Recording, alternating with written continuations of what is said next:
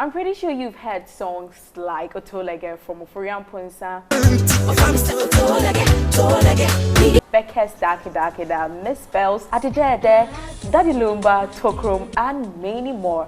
But you might probably be wondering the voice you heard apart from the main artist. Well, we found her, and she has over 100 hit songs to her name.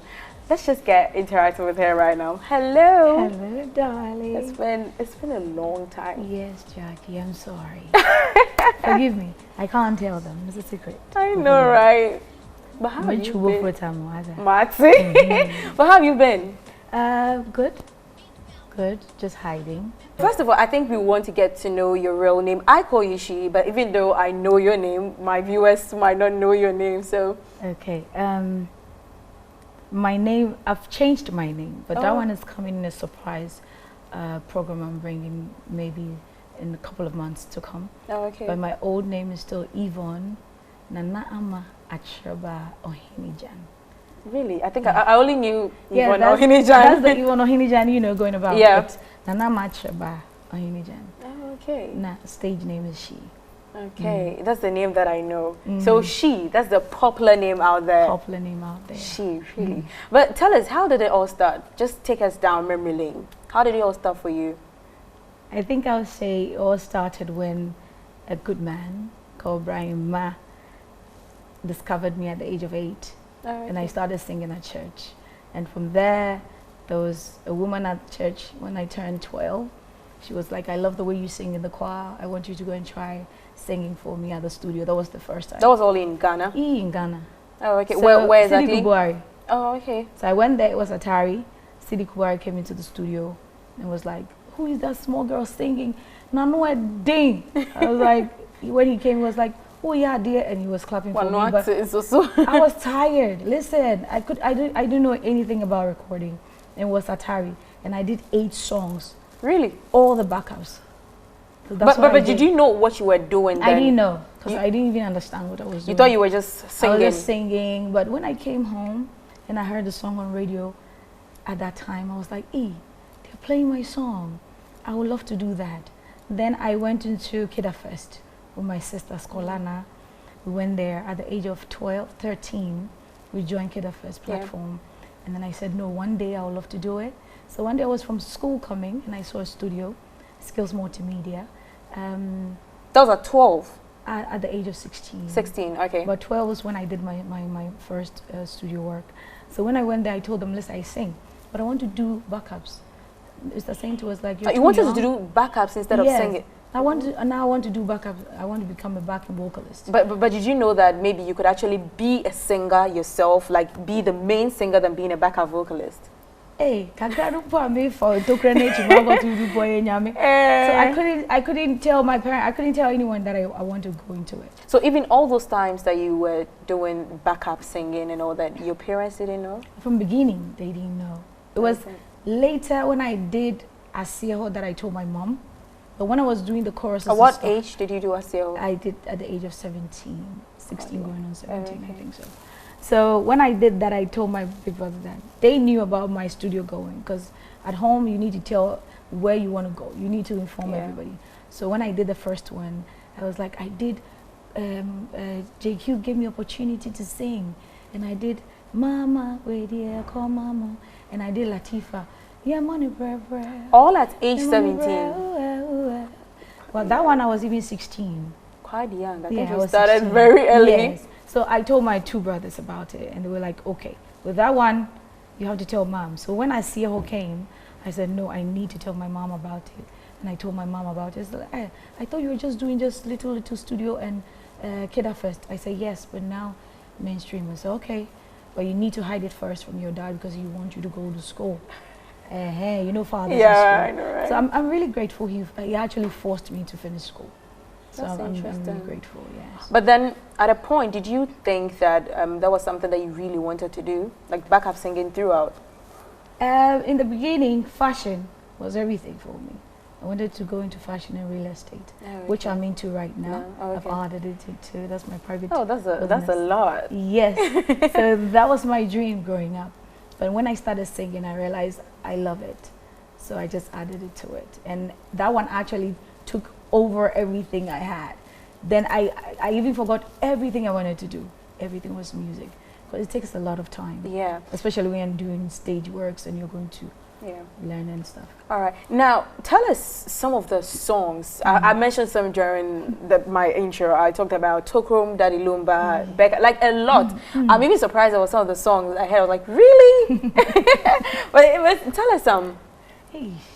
Okay, it's a lot, but Di Da Da Di Di Di. Yeah, I know that. Yes. Okay. Yeah, no, Sri Kwayendo. A lot. That's a lot. But the question. A lot. So it's very hard to come to me at this moment. The question on most minds, I'm sure, right now is why they never saw you. Because personally, I know most of those songs. It never occurred to me to find out who the other person was. You were just fixated on the main person singing. At a point, because now the songs were becoming a lot, you were having a lot of songs to your name, but then no one knew you. How did you feel at a point? I felt so good behind the scenes. It was so funny, and I wanted to enjoy being young, because I was so young. And this is my mom, Esikweba. I always say it everywhere I go. I say Esikweba doesn't care you being she out there. Be she. After the gate, beyond the gate, you are she. After you enter, you are Nana Machaba. You have to sweep.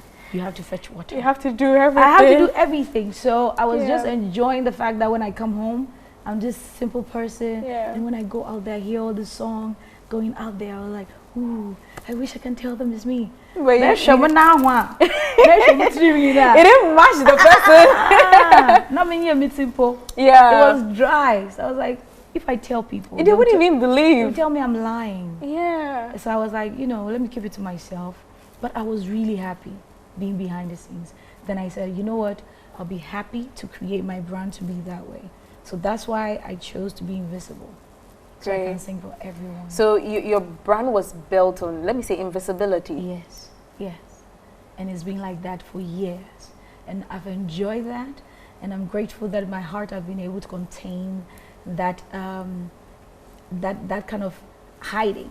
Yeah. Because, you know, not every heart can contain that. No, because then you see your stuff out there and you wish. Because sometimes I do voices for people and maybe I'm in a car, a public transport, then you hear the sound. You wish you could tell people, oh, that's me. But then you smile to yourself. Yes.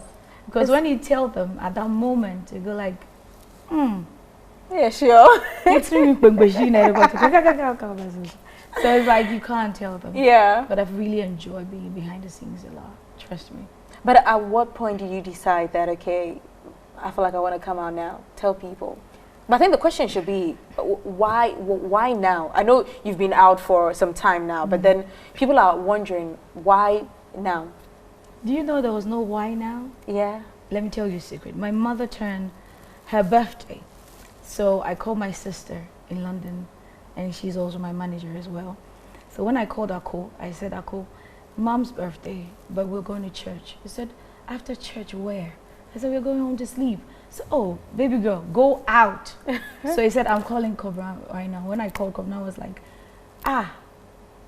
So we didn't want to tell him where I was. Yeah. He said, are you in Ghana or what? I said, well, I was just trying to, you know, joke around. He said, listen, tell Mom to come to my concert. I said, okay. But I just went with Mom. So as soon as he saw me, he was like, hey, so you're in Ghana, let's go. And I wasn't even going to see him. I was just taking a video of my in-law, Kim. So I was just taking the video for her, but I was behind her. So he just saw me after Kim and was like, he just grabbed me all the way to the stage. And that's how I went viral without even knowing that I was there. You didn't even plan for it? I didn't plan for it. If you look at the original video, you laugh. But the phone one like, what are you trying to do? So the people sitting there was like, why is she begging him? I was like, I know, please. But do they all know that you were trying to build a brand on like invisibility? They knew. All of them know, but they feel like it's about time. They said I should take my flowers or something. I was like, okay. But I really appreciate him doing that for me, and also to Ashes, because Ashes was the one actually who saw me in the audience and said, "Me, if I see Kwabra, I will push him to where you are." So I saw him pushing him. Yeah. But I didn't see him quickly. And then the man came far, Jesus Christ. So but then, how has it been for you since then? How has it been for you coming out in the limelight? People are like, okay, now everyone wants to know who she is. It's been great and welcoming and very humbling, because it's opportunity to be able to be loved by people and still accept you even though you're behind the scenes and still love you this way. So for them to accept me now that they are seeing my face each and every day, the love is deep. All that I can say is thank you very much for the love and support and concern that I should not hide myself again. I promise, Jackie, I won't hide myself. You shouldn't. We want to see you often. But tell me more about some of I'm sure you loved all the songs that you've worked on, more than 100 hit songs. Tell me some of the songs that you know that now, when I listen to this, is like a masterpiece for you. This song was like, wow. You didn't even expect it to be like that for you. Every song I've worked on is my baby. Every song. Because every song comes with different feeling, understanding, love. You have to communicate with the song. And I was telling somebody, when you're singing, you need to make love to the song. So every song gives me this new vibe to just sing along. I think because I want to learn how to sing, I think I need to start learning how to love songs. No, you have to. It's very, very important. Yeah. It puts you in the mood to sing. Oh, okay. Because being a backing vocalist, you have to sing a lot of songs. Hip life, hip hop, high life, gospel, everything. So as soon as you get into the booth, you and the mic, now you tell yourself, can I change the song? And that's where it's very difficult. Yeah. But as soon as you say, oh, I don't like this song, the feeling in you just dies. But as soon as you tell yourself, there's a new challenge, there's a new baby on the line, let's do it. So every song. When said I knew be my favorite, we're become favorite this year now. Money in our booth. So, but I'm pretty sure some of the. But what was the first ever song that you did? Yeah, money prayer with High Life. But gospel didn't I'm find chum. Hey. 12. So. But it was a big. Yes, yeah, at that time, song. no Uyara. Because the person was doing that. Oh, no, churches. Only problem, Mama, and you man come to no, they churches to perform. There's no one said I need too much radio. And but I said another movie. But that's okay. Now, because you were behind the scenes and you were quite young, didn't even know what you were doing. You didn't even know it was like a backup vocalist, backup vocalization that you were doing. But then, were you paid at that age? Did you know that it was something that you could even live off from? The beginning, let me tell you, the funny thing is when I did the gospel, because it was church, she gave me a lot of gift, and I enjoyed it. When I started Kidda Fest, it was ice cream. Ice cream yogurt. Yeah, that was what you were getting. No, I'm more how. No, was the change I come on. And even though I was taking that little change, I was so happy. I was like, I made that. Really? That's after singing for them. Yes. Oh, okay. Kidda Fest. So when I go home, I can buy toffee myself, make a sweet bar. So now that I can buy it, I was happy. So my first, then I said, no, let me try and do this one a job. And I love to work early. Me pay Juma. Yeah. Yeah. Cash one also. But when did you start actually making money off it? At what age? At the age of 16. 16? Yes. What was the highest amount you ever made? The first highest money I've ever made in my life at that age in the past, was lumba, Asei. I made 8 million. Damn. That is now it's 800. Yeah, that was a lot of money then. It was a lot of money. Even 10 years ago, I think 800 is still. It was so big. It's big. And as soon as I said, I was even joking. The reason is I was scared. I wanted to say for him to say no, don't work for me.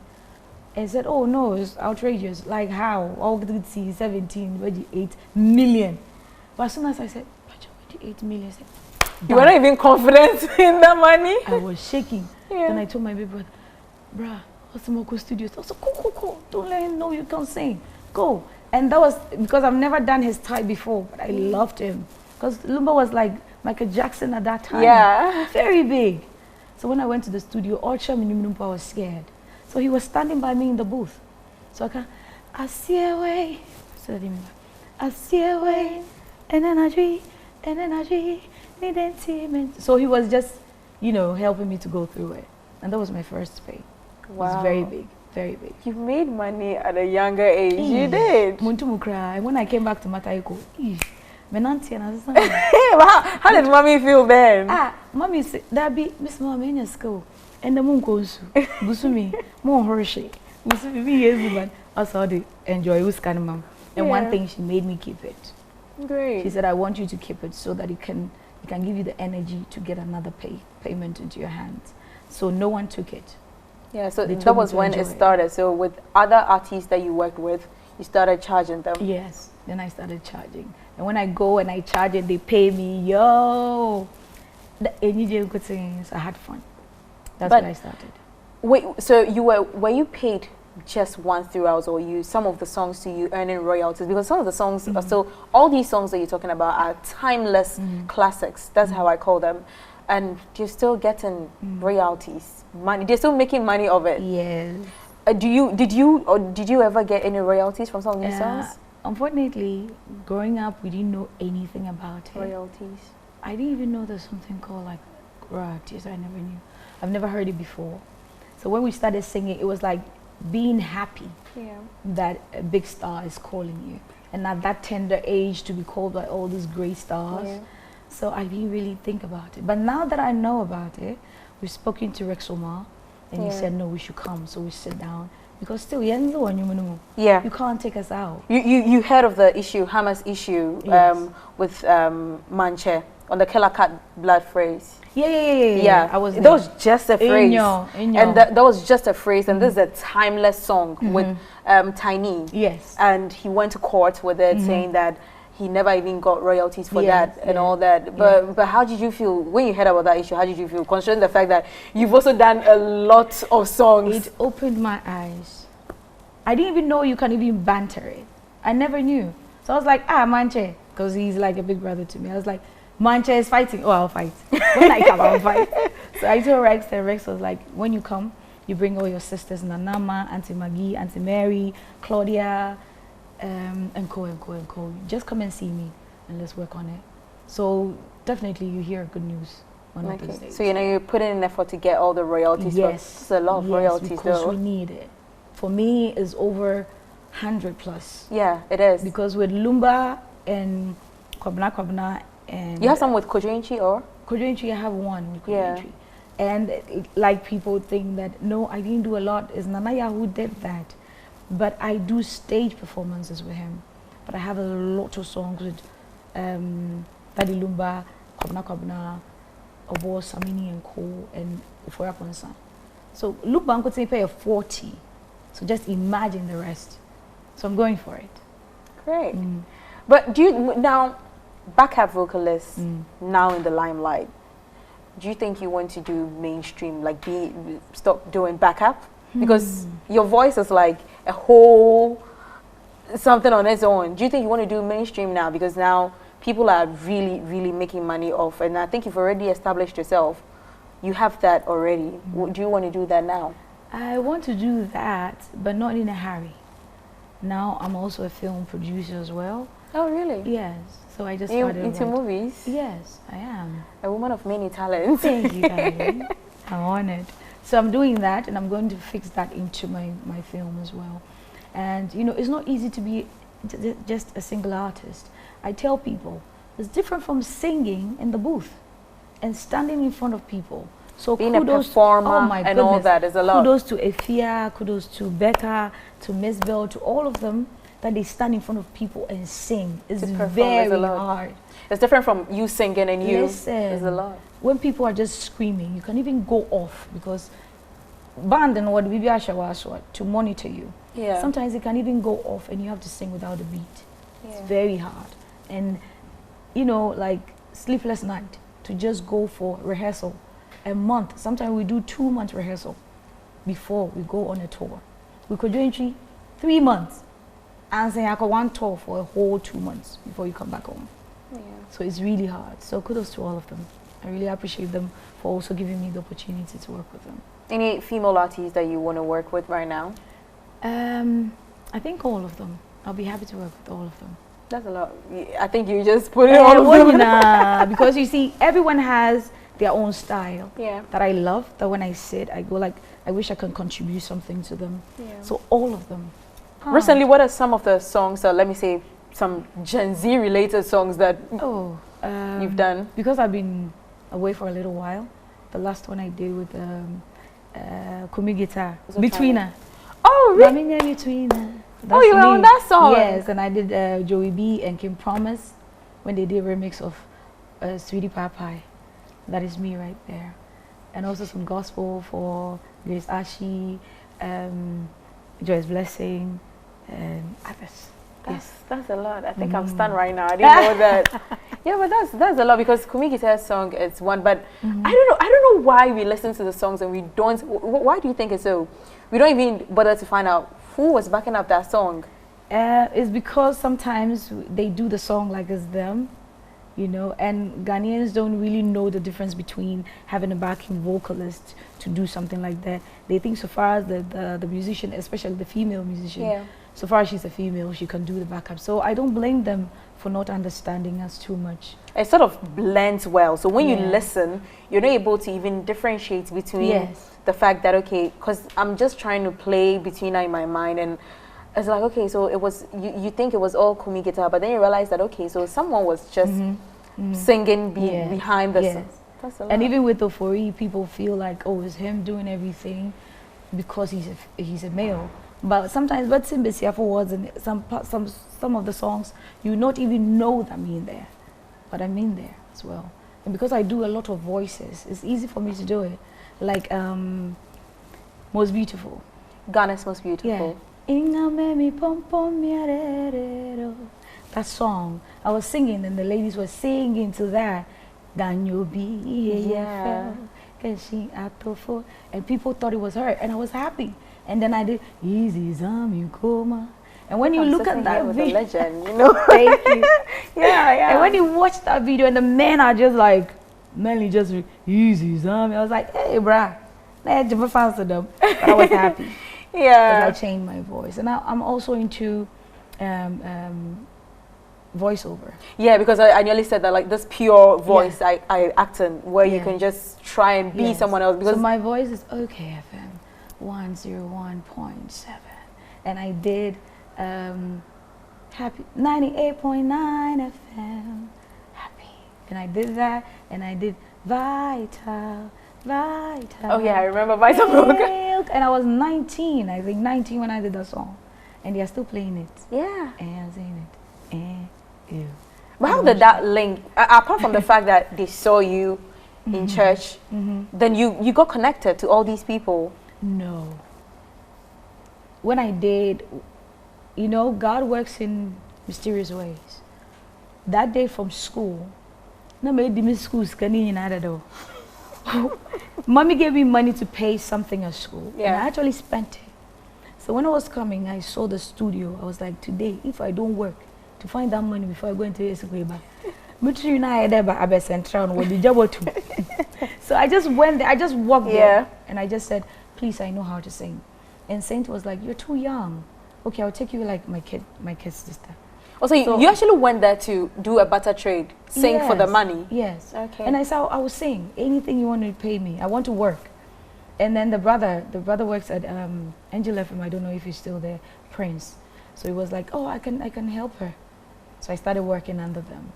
And that was just a demo studio. So it was like, we can't pay you too big, but we can pay you little. I said, it's okay. So that I can just raise that money back and go and pay before Esqueba agree. Goes back to that school to say I've paid. So that's how I said, no, let me work. I love to work. And that's how I got into it. That's a lot. And from there, from there, he actually gave me the opportunity to meet Faisal Hawani. From Faisal Hawani, then the chance opened to meet all these people. So would you say that the day that you spent your money was even a blessing? It was a blessing. Sister. Because if you hadn't spent the money... Listen, I always say, God, that man up there, be scared of him. I'm not scared of anyone in this life. Him alone. Because sometimes he can push you and put you in a place. And you think it's your own doing. No, it's never your own doing. Nothing is coincidental. Everything is planned by him. So that's what happened. But where'd you school? I'm a proud Saitorian. With the rest, I'll keep it for that big program that is coming. And I hope you'll be proud of me. Thank you. Because I really wanted to know the school, the senior high school that you attended. Saitorian. Do you know a lot of people have become great people that you have no idea they went to government school? And I'm so proud to be a Saitorian. I would never change it for anything, and I'm grateful God took me through that channel in life. Because maybe if I went to a better school as he thought I should have gone, I wouldn't be here today. And maybe more accent that I don't want because I was going to a private school in preparatory school, PEPS or Bubuashi. That's where they took me to government school. And when I was too short, so the teacher said, that time you have to do this. And so I saw, more class 3. This woman took me to class 1. I hated her with all my heart. Because I was like, how can you take me to class 1? But you know something? I was like, more destiny in you. So God wanted me to bring me back a bit behind because I was too fast and I hated her. But today I'm looking for my class 3 teacher to bless this woman and tell her thank you for stopping me to go to class 3. Right. We're about to end. Your words to someone watching us right now who is probably a backup vocalist like yourself, thinking, is she doing the right thing and all that? Tell that person something for us. The person is doing the right thing, but first of all, let your parents know about it because of the studio time, the hours you need to spend at the studio, and you're going to be among men. Make sure your parents knows about it. When you're going out, tell people where you're going. Don't be shy. Don't say that I want to jump the wall. If your mother or your father doesn't agree, just tell your brother or tell your sister for safety reasons. Because in the past, it wasn't young with them. But were you ever taken advantage of in any way? Sister, I'm used to mama kaka come. Don't know what to tell you. Yeah, so we get to papa kaka come. But if you say, "Bra, I quite also about to remove us and then I would tell cool down." So we get okay, because I grew up with 6 boys. It's not maybe see I could put me every day. It's here because I got some report. So what I would say is just be vigilant. Just report wherever you're going and take time, learn. Don't be in a haste and in a hurry to make it. Take time to learn from others who are coming, okay?